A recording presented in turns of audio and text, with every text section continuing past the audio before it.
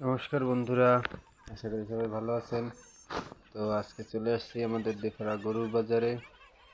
কোরবানির বাজার মূলত এখানে প্রতি বছর কোরবানির হাট বসে। তো বিশাল গরু ছাগলের বাজার। যদিও আমার কোরবানির হাটে বিক্রি করার মতো গরু নাই, তারপরেও আসলাম গরুর বাজার দেখার জন্য যে কেমন বাজার যাচ্ছে।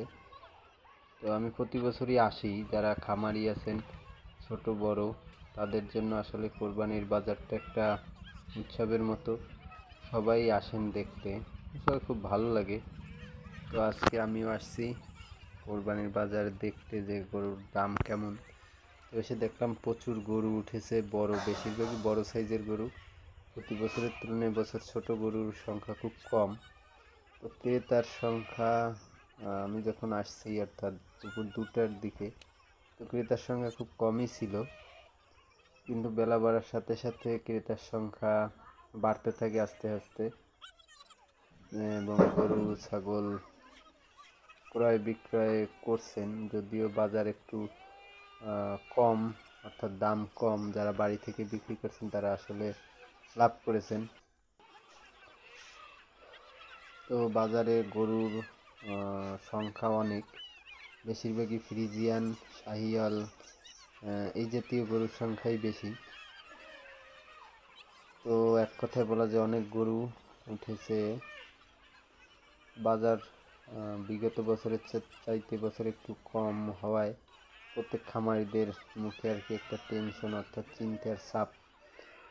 আর বিশেষ করে কোরবানির বাজারটায় মানে খামারিদের চিন্তা বেশিই থাকে, কারণ সারা বছর লালন পালন করে শুধুমাত্র এই দিনটার আশায় অনেকেই।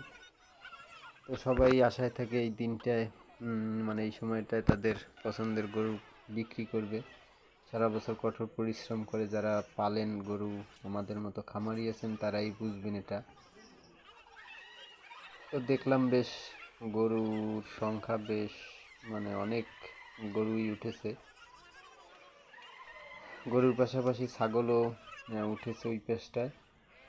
তো ছাগলের সংখ্যাও প্রচুর পরিমাণে গরু ছাগল উঠেছে। সময় বাড়ার সাথে সাথে ক্রেতার সংখ্যাও বাড়তে শুরু করেছে।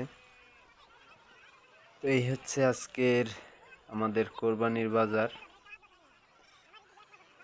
তো আপনারা কমেন্টে জানাবেন আপনাদের এলাকায় গরু ছাগলের দাম কেমন। তো আমাদের এখানে বিগত বছরের চাইতে একটু কম। তো সবাইকে ধন্যবাদ।